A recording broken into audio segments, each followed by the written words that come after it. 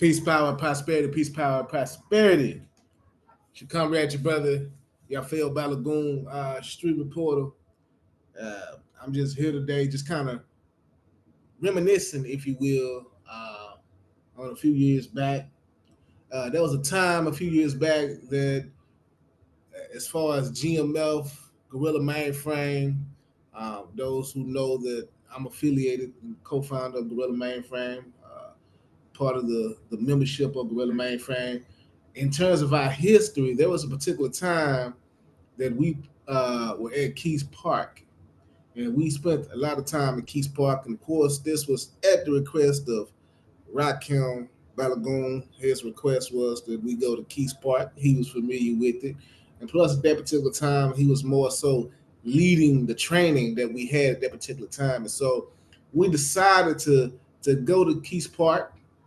We had a number of individuals, some hardcore individuals, myself, Kamado Zane, and a few others that Mawatui Atun Ray Ray, he was one of them.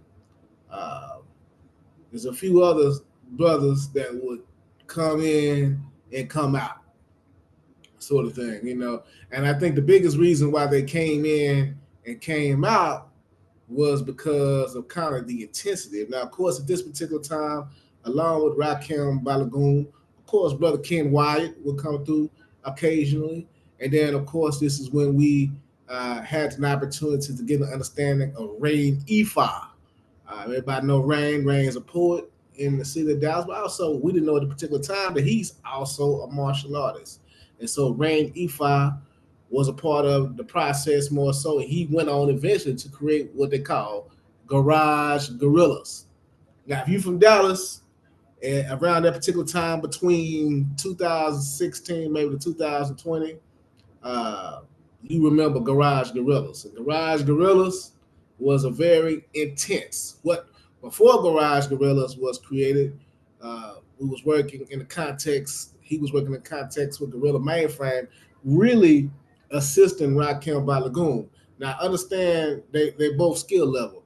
Rain Ifa can fight on the ground. He's probably can fight on the ground, but he's also a good stand-up fighter. And Rakem Balogun is could probably stand up fight, but he's probably better known to being able to grapple and lock and that sort of thing. And so they really had the perfect balance. And of course, Ken Watt come once or twice, and if anybody know Ken Watt, they know he's a boxer. And so Western style boxing is what stand up fighting, things of that nature. And so we kind of had the best of all three worlds, give or take, depending on the week, what was going on. And we did this probably for about, at that particular location, I would say probably about 6 to 8 weeks. And it really got intense. Now, some people would come, some people fall back. We would be there, and obviously we'd have to consider partner preservation, of course. But sometimes we leave there with a cut or an abrasion or a bruise of some sort. And we did have equipment. We had all this type of equipment. Rainy Fire had all this different type of equipment. And it was very intense because we was running and practicing throws and practicing on the what if scenarios. What if somebody choke you from the back? What if somebody choke you from the front? This is what you do. And then we had some intensity, ground fighting, elbows and knees and that sort of thing. So it was a really good time frame at Kiest Park at that particular time. I think this was probably 2012. I'm thinking this is probably about 2012 that all this was going on. So this is way before the Huey P. Newton Gun Club, way before all this other stuff happened, the Black Identity Extremists, way before, things that came later. And so at that particular time, because we got so intense, we started to notice, to come to observation of the Dallas Police Department at that particular time. And it started slight or subtle, if you will. It started very subtle. But over time, what we noticed they would do is they would very much so park their vehicles close to where we was training. They always was observing First, it started as one car, then eventually it became two cars and three cars. And once it got to three cars, it really kind of piqued our attention because keep in mind these police units, they wasn't just parked on in the parking area; they was actually parked on the grass, and a lot of times they was about 75 to 100 feet from us. And I assumed they was observing. It was like three of them. It started as one, and then next time it'd be two, and then another week it'd be three. And so ultimately, this is what really led to us uh, changing from that Kiest Park area and ultimately going to the Kimball High School area. And if you're from the Kimball High School era, then obviously we had more opportunity for more people because obviously that's when we got Robert Taylor, who Balogun, and he was doing his best to try to organize many things he could. And y'all remember Harambe culture. That's what I was going to say.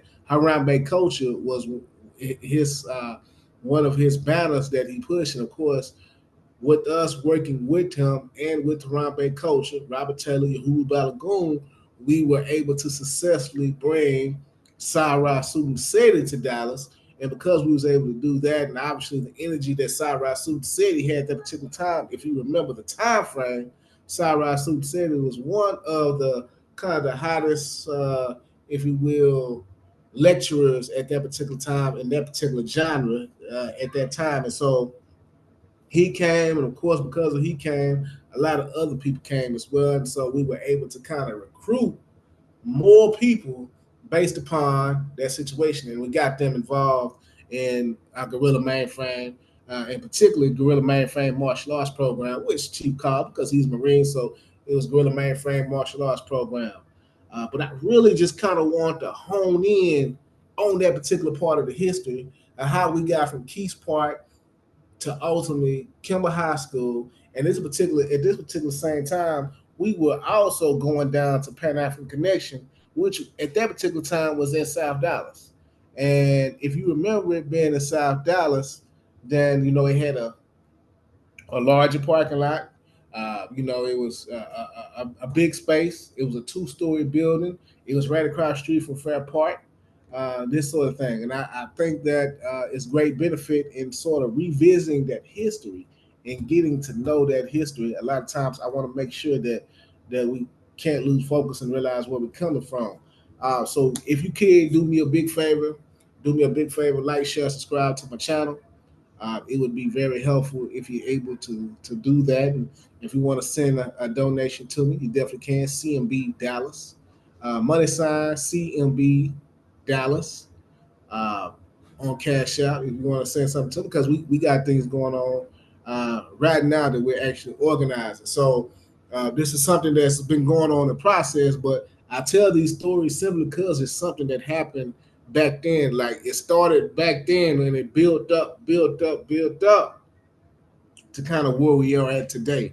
And if you know anything about GMF, Guerrilla Mainframe, community engagement specialists, commissaries where necessary, community movement builders, these particular groups that I have been a part of right now, the coordinator of Community Movement Builders Dallas chapter, you got to know that our primary focus is to always respect those who had come before us. And that in particular is the SNCC, Student Nonviolent Coordinating Committee under Ernest McMillan, and Dallas chapter of the Black Panther Party under Fahim J. Minka, and National Committee to Combat Fascism under a number of different folks at that particular time who kind of led it at their iteration. So we want to respect it, and so we want to make sure that our history is told as accurately as well, and also to kind of dispel any rumors about the initiation or the start, if you will, of the Huey P. Newton Gun Club. We want to make sure that that's told.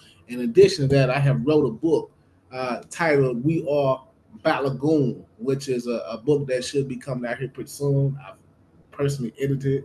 We're pretty much done with it, and it should be out pretty soon. And basically, it's going to talk about a lot of that in which I'm discussing right now. Guerrilla Mainframe, UP New Gun Club, that sort of thing, how all that got started, at least my personal perspective. Now, I want to stress that some of the political perspectives that is discussed in that particular book is my personal perspective. I in no way can say that I represent any other person other than my part in founding those particular groups and getting them off the ground, et cetera, et cetera.